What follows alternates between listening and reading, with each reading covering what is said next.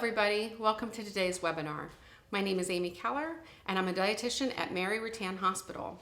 Today, I thought I might talk about what has been on my mind and maybe what's on your mind, weight gain during COVID stay-at-home orders. So first of all, we're going to talk about whether weight gain is really a concern during this time, some of the reasons that you might be struggling with eating on a different schedule, emotional eating, and then some tips to help get you through. So first of all, I thought it might be interesting to look at some research about weight gain during COVID.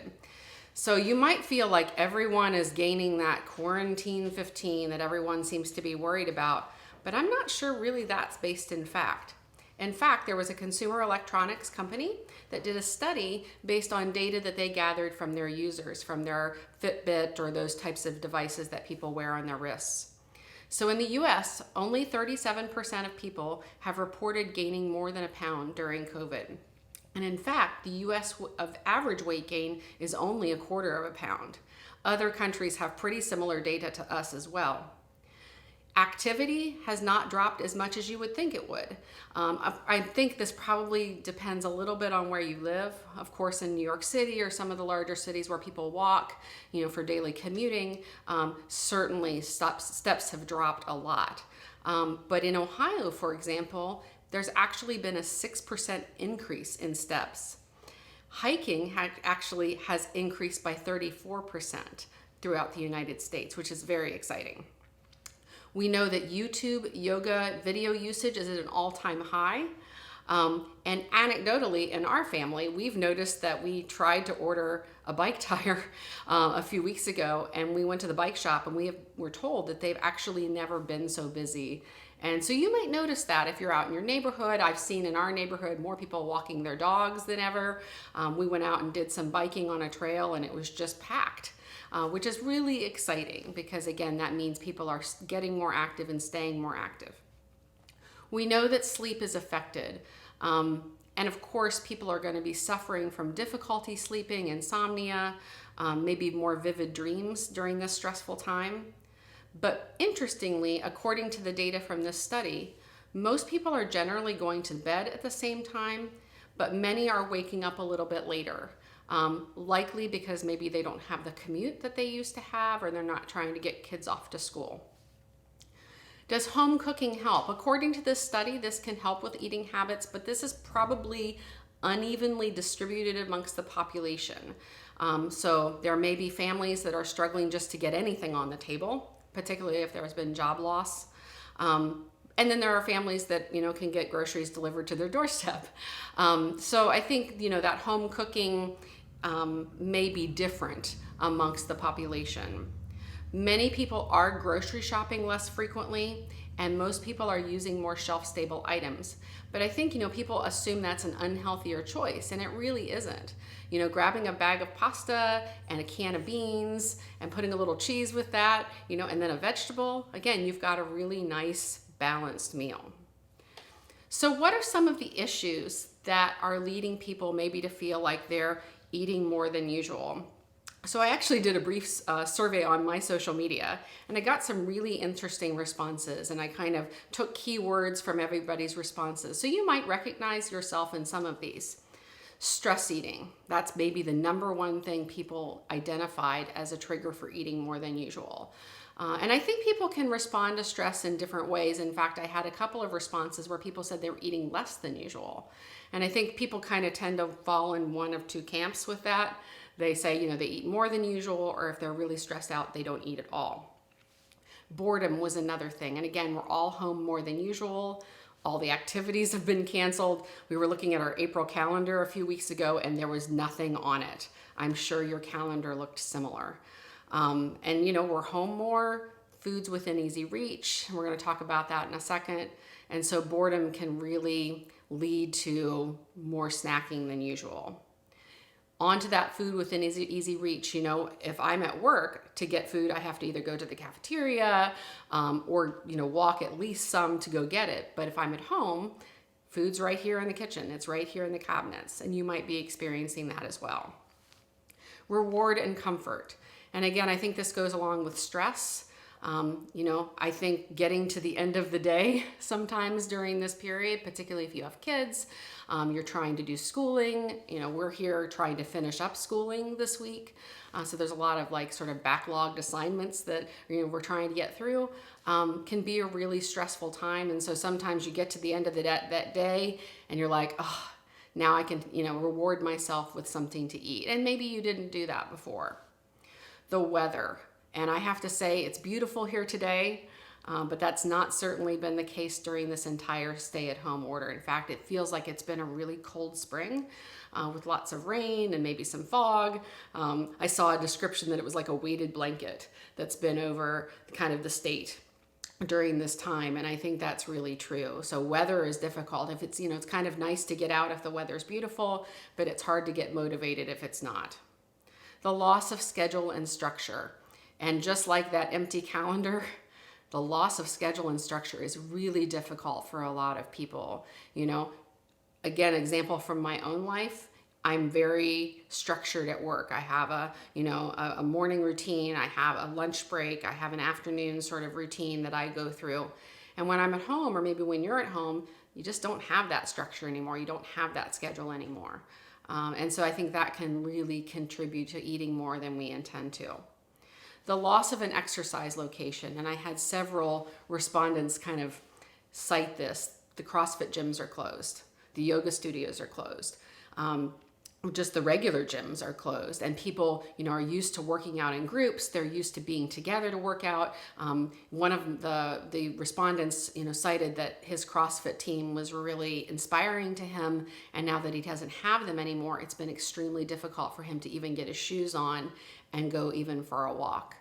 So I think that loss of exercise location has really impacted our health. Motivation issues. And again, I think that's difficult for many reasons. Maybe it's the weather to get out to exercise. Maybe it's the motivation to get up and prepare a meal when maybe snacking seems easier. So motivation can really play a part. And then that plan or pressure to come out thin after quarantine. And we're going to talk about that more in depth in the next segment. But I think there's a lot of pressure on us to use this time wisely and come out better than we were before. And I think that's a really dangerous precedent for us to set for ourselves. And it's a lot of pressure. Right now, our job is just to survive, hopefully stay employed, be able to take care of our kids, be able to prepare meals. And the pressure to come out 20 pounds thinner or, in the best shape of your life, I think is something that we need to maybe pull back on a little bit. So we'll talk about that more in depth in the next segment. Of course, not all the comments were negative. Many people that responded to my kind of informal survey talked about having the opportunity to spend more time with family, cook more, maybe even prepare items that they didn't normally prepare, try some new recipes, get more creative in the kitchen. So again, I don't think it all has to be a negative during this time. But again, there's a lot of sort of disruption of schedule, structure, stress that can really affect the way that we eat. So let's talk about why things can be so difficult right now. So we've kind of talked about maybe some of the things that people are experiencing, but especially during this time, sometimes there's a tendency to want to put things in our control. And I'm not sure I've ever experienced a time in my life, and maybe you haven't either, where I have felt less in control of things. All the businesses are shutting down, schools are out. We don't know even what, next year's going to look like with schools. So that loss of control sometimes can lead to some sort of destructive behaviors around eating. For many, and including myself, occasionally, sometimes when I feel out of control in life, the one thing I tend to focus on is what I'm eating. And maybe you do this as well. I might not be able to sort of control what happens around me, but I can control what I do or do not put on my plate. The other thing is that people who have a history of disordered eating or extensive dieting, these behaviors sort of thrive in this time of isolation and change. Many of us might be home alone. Many of us have maybe more food in the house than we're used to. Some of us have less food in the house than we're used to. Our routines are really disrupted. Some of us miss eating with our coworkers. Some of us miss eating with our friends and family. Eating, I think people forget, isn't just for nourishment. It's for nourishment of the brain and the soul. It's not just for body. So many of our routines, and you've probably experienced this, I've seen many sort of birthday parties done in isolation, and it makes me sad because people are not able to socialize like they normally do. And then the other thing is our society pushes that diet culture. And again, like I said, we're talking about coming out thin after quarantine or coming out in great shape. That system of beliefs, diet culture is sort of defined as that system of beliefs where thinness is above all else. That pursuit of thinness is what we should all be working towards. And it's everywhere. It's insidious. Just scroll through your social media and you're going to see it. Read any article that are, in the major news outlets talking about not only surviving COVID, but coming out thin at the end. And again, it's really kind of maybe not where we want to be putting our focus at this time. Again, like I said, there's a lot of pressure to use this time wisely, to lose weight, to get in shape, and of course, avoid gaining weight at all costs. So be cautious about diet culture in disguise. And you might even think, well, I'm not looking at diet culture on my Instagram. I'm looking at clean eating or, Whole30 or all of those diets that sort of sneak up on us and we don't really know or think about them necessarily as diet. We think about them as lifestyle change. And I think, again, that can be really tricky during this time. So if you are evaluating, is this diet culture? Ask yourself some questions. Do we label foods good or bad? Do we label a day as I was good or I was bad? Do you have cheat days or cheat meals where you can eat whatever you want regardless of how hungry or full you are? Once you eat something that's off your diet, do you think, well, I blew it and I might as well eat no matter what I want? Do you believe that weight loss is the sole determinant of health? And again, I think I can't stress that as enough as a dietitian, that weight loss is really difficult. It's super difficult to maintain, especially in the long term. And so I tend to not focus on it as the sole determinant of health. Really, our behaviors have much more to do with our health than any number does. The other thing is this time can be really triggering, especially again, if you have a history of disordered eating or a history of that sort of extensive dieting, lifelong kind of yo-yo dieting. So how can you allow yourself more space and more compassion? So the first thing is to not fill your schedule 24/7. I know, again, we're under pressure to sort everything in our homes and, get through, all sorts of different projects during this time.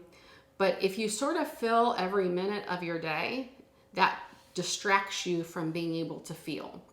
And I think that's really important. Create space in your day for rest and reflection so you don't kind of feel burnt out at the end of this. Feed your body and your soul during this time. So because we're home more than normal, you might just feel hungrier than normal. And I think that's totally fine to feel. I think we need to respect that hunger. Quarantine baking, and I've seen lots of people baking lots of things maybe they never did before, is 100% normal. And I think it kind of could even be healthy. If you're baking your grandmother's banana bread, it might just be that you have old bananas around that you need to use and you don't want to waste them, but it also might be a way to connect with her, especially if you're not able to see her at this time. So again, I think baking is a totally normal reaction to this kind of stressful time. Set those boundaries and let go of what you think is perfect. If you're not eating as many fruits and vegetables as you think you should during this time, or you're not being as active as you want to be during this time, there's no right or wrong way to handle this. None of us have been through this before. So there's no playbook for how to get through something like this. Keep an eye on your boundaries, particularly with, work, with family, with the news. I know sometimes when I work from home, I'm checking email more in off hours than I normally do because I feel like I need to be on top of things. And I think that's fine to do. But if you are working from home, set that boundary of at 5 o'clock, I'm done working for the day and I'll address it the next day, just like you would if you were going into the office. Give yourself grace that you're having a hard time. And I think it's difficult because we read terrible stories about people who either developed COVID or they've lost a family member to COVID or they've lost their job. And we think, well, I'm not nearly having as hard a time as they are, so I need to, suck it up. And I think that's a really dangerous place to put yourself in during this time. So again, even if you think, well, somebody's got it worse than me, and of course, everyone, I think everyone can say somebody has it worse than me, especially right now. But give yourself some grace to say, it's okay if I'm having a hard time during this whole event as well. Stay intentional with your connections. Try to connect with somebody outside your home at least once a day. Ideally virtually, or at least socially distanced, so we're not necessarily up in people's space. But be careful with what you connect on, particularly on social media. So if you haven't done so, this might be a good time to kind of go through your Instagram feed, go through your Facebook feed, and do what I like to call sort of, an unfollow kind of event, where you are unfollowing social media accounts that make you feel bad about yourself, that are diet culture in disguise. For example, eat a balanced diet, but you don't touch those carbs, they're bad for you. You need to eat clean or eat real. Those are kind of pseudo diet words, as I like to call them. Pushing unrealistic standards for body image, I think is a good thing to unfollow, and the transformation pictures that some people post from maybe when they were heavier to when they've lost weight. Again, that's a really dangerous kind of thing to follow at this time.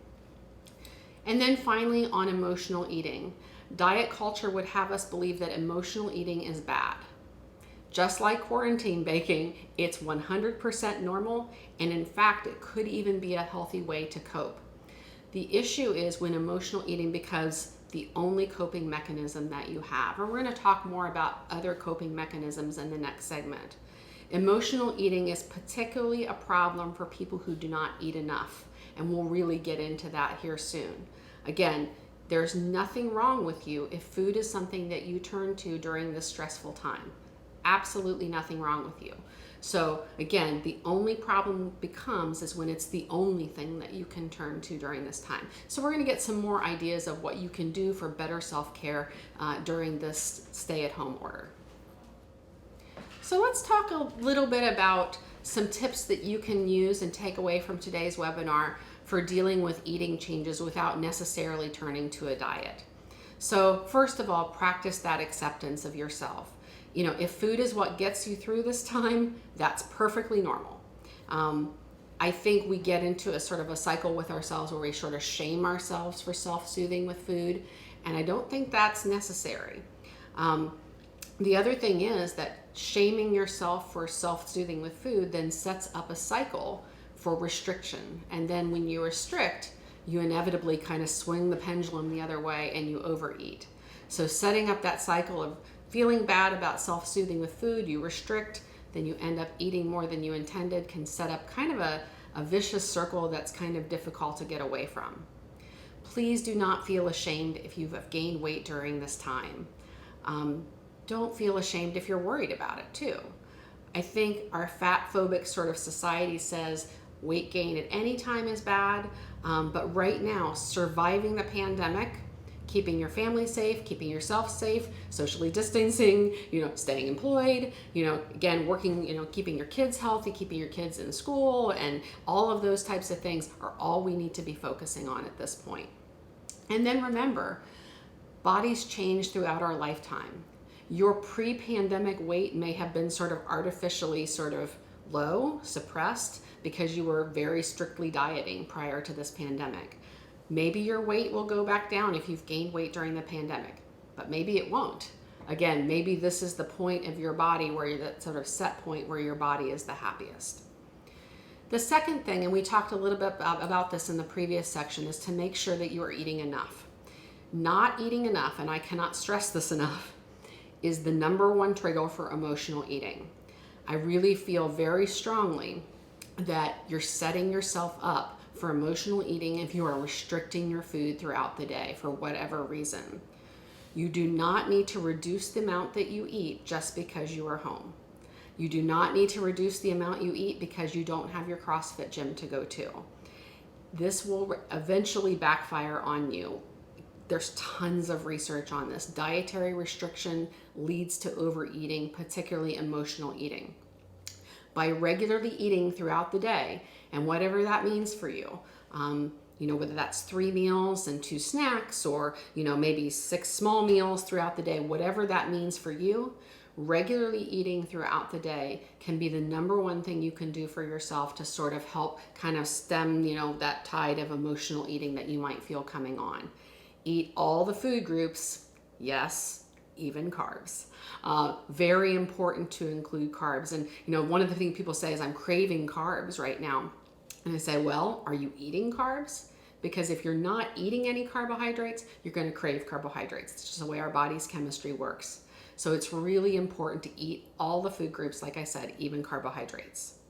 Create a schedule for yourself for eating, especially if you're in self-isolation. If it's just you at home, it can be really easy to wake up and sort of blow off breakfast, and then maybe you get to lunch and you have a little snack, and then in the afternoon, maybe you have another little snack, and maybe you skip dinner. Getting off schedule can really be a problem at this time. So again, set that schedule for yourself. Don't miss breakfast, and I know there's been lots of controversy on whether breakfast is all that important, but I really feel strongly that getting yourself up, kind of being on that routine, having breakfast can set yourself up for more success throughout the day. Deprivation really sets us up for failure. So making sure that, again, you're, staying on a schedule, eating all the food groups, again, is the most helpful thing you can do at this time. The other thing is to avoid the temptation of labeling foods as bad or good during this time, or healthy or unhealthy. All foods fit onto a healthy plate, believe it or not. And to be fair, it's not fair to say that ice cream and broccoli are nutritionally equivalent. They're not. Broccoli is much more nutritionally dense, but there's nothing in ice cream that has no nutritional value. It has calcium, it has protein, but it also has sort of enjoyment factor that maybe other foods don't have. So again, there's no reason to say that broccoli is on a pedestal and ice cream is an unhealthy, bad food that I should restrict. Give yourself unconditional permission to eat all foods. And this is really tough for people, especially who have dieted their whole lives, because one of the things that diets do to you is take away foods. It's just the way it works. So what we find is that when you give yourself unconditional permission to eat all foods, they just become food. And they're not really on a pedestal. They're not something that we're restricting. And they're something we can enjoy, maybe throughout without feeling guilty. And so instead of labeling foods good or bad during this time, I challenge you to sort of what I have read about this concept of food neutrality. Again, still, instead of putting foods on that pedestal or labeling them good or healthy, kind of just talk about food as food. Again, like I said, it doesn't mean all foods are nutritionally equal. That's not the case at all. Or that it's fine to only eat ice cream and never eat broccoli. We want all foods to fit on the healthy plate. So I think it's really super important to kind of think about food has nutritional value. And if you're thinking, cake doesn't have nutritional value, I challenge you to think again. It has carbohydrates, which are energy, and it also has pleasure, which is not necessarily, we think about physical reasons for eating, but there are emotional and sort of pleasure principles with eating as well. And sometimes those sweets and desserts can fit into that category. Expand your coping strategies. If eating has become your only coping tool, and maybe that was pre-pandemic, but maybe that's what's kind of set yourself up for it during this pandemic, add more tools to the toolbox. So find other activities that can help you deal with stress.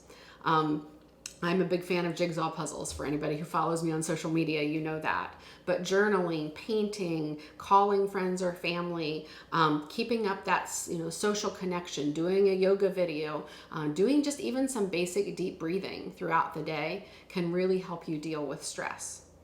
And then again, have self-compassion. And we're going to talk about that more in depth here in the next section. But beating yourself up for emotional eating or what you would consider overeating during this time is not productive. It does nothing to help you. So if you restricted and then you overeat or even binge, how would you explain that to a small child? How would you explain that to a friend? Would you beat them up? Probably not. You would give them grace, give them compassion, say it's okay, get back on it tomorrow. Same thing for you. So give yourself that grace and compassion. Resist the urge to compensate. So again, when you lose your CrossFit gym, when you lose your place to go exercise, there can be a real temptation to cut back on food to compensate for that. It can be really difficult also when people are sort of talking about their exercise routines on social media to not feel the pressure to overly compensate for being home and having, more food than usual. And then finally, practice self-care. Now more than ever, it is important to nourish your body and your brain. Take this time, and I think I've said this already, to slow down and rest. Like I said, enjoy that empty calendar for a few weeks. I know it kind of is a little depressing too to see an empty calendar, but kind of take this opportunity to sort of reset, to rest. If you've been somebody who's too busy to take a nap during the day and you feel like taking a nap, take a nap. I think that's a really healthy coping skill. Again, be gentle with yourself during this time. So let's talk a little bit about, again, self-compassion. And I'm going to spend a little bit more time on this, and then we're going to do an activity that I hope we can do together during this webinar.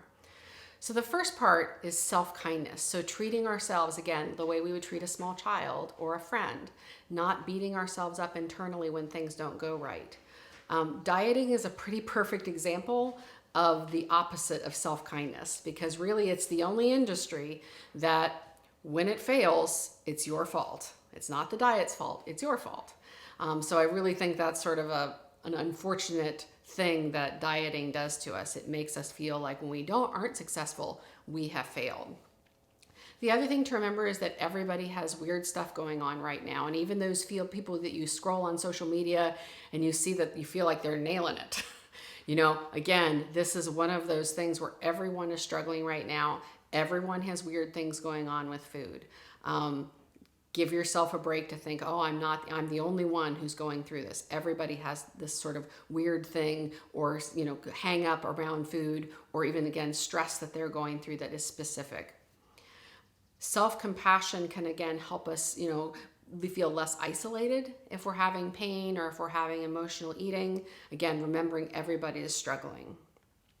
The other thing to remember is that often food becomes something where people often numb out with it. And they feel like, if they can just eat more, they can kind of get rid of those uncomfortable emotions. Emotional eating is often a symptom of other things that are going on. It can be, again, a symptom of you're not eating enough, but sometimes it can be a symptom of other things that are going on in your life. So be really careful to not over-identify emotions and then turn them on yourself. So, instead of, this is a disappointment or this didn't go well, to say, not say to yourself, I'm a disappointment or I'm a failure. Again, some of those things that really is easy to turn internal. So again, giving yourself some grace to say, yeah, it's terrible right now. Our graduation was canceled, but not turn that feeling internal as well. And then why should you practice more self-compassion? And like I said, we're going to do a little exercise here together. Research shows that it works to help with our body image and also can help with emotional eating. So a recent review found that people that practice or self-compassion exercises at the end of just 3 weeks had a better body image, had reduced body dissatisfaction, shame, and self-worth based on how they looked. So again, I think this is really helpful. It also can help with reducing guilt and maybe even preventing overeating. So there is a particular Buddhist parable, and actually I pulled this information about this parable from Dr. Laura Thomas's book, and I think she has a really good insight on this type of story. So the parable goes something like this. When you get struck by an arrow, do you then shoot another arrow into yourself? And I can't think of any other time in my life, and you can feel the same way, where I feel like we've all been struck by an arrow. And again, see the last 6 weeks of how everybody's lives have changed. So that's going to happen. Life's going to happen. If it wasn't COVID, it might be something else. So suffering is that is going to happen in life. How do you respond to that? Do you shoot a second arrow into yourself? So again, life happens. How do we respond to it? So I want to give you an example of that. So let's say you've been working from home, you've been quite busy, you're missing breakfast, you're missing lunch, you don't have a structure to your meals.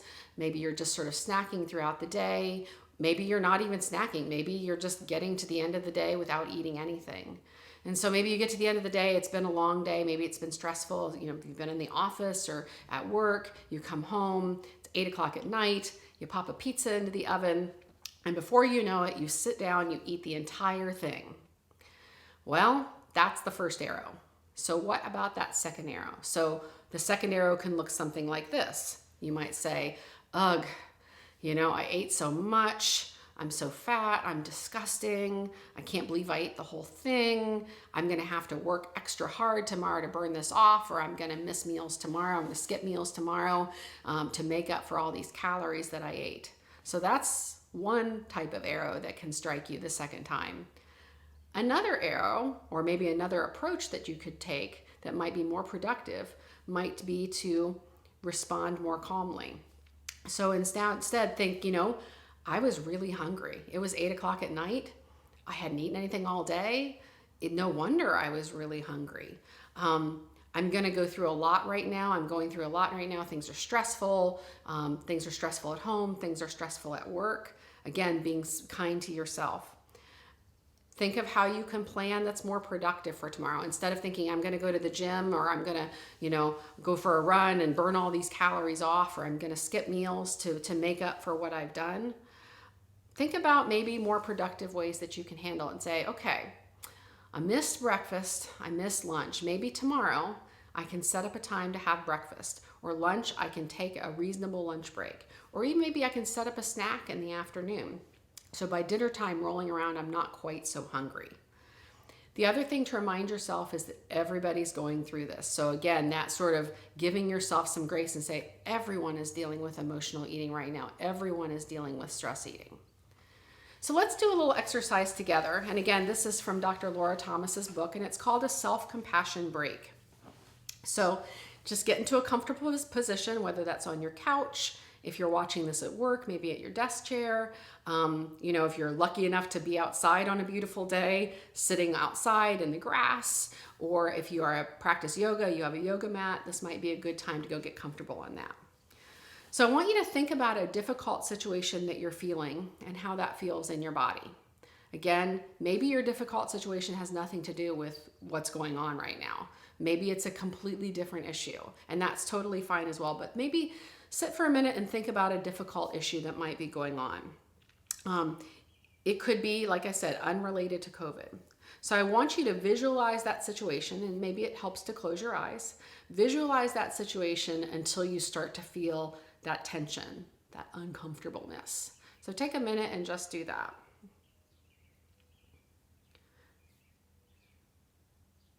So then I want you to say to yourself, this is a moment that's really difficult. I'm going to acknowledge this is really difficult. And I'm also going to acknowledge that maybe I'm struggling with this right now. But I'm also going to acknowledge that struggle and suffering is a normal part of our lives.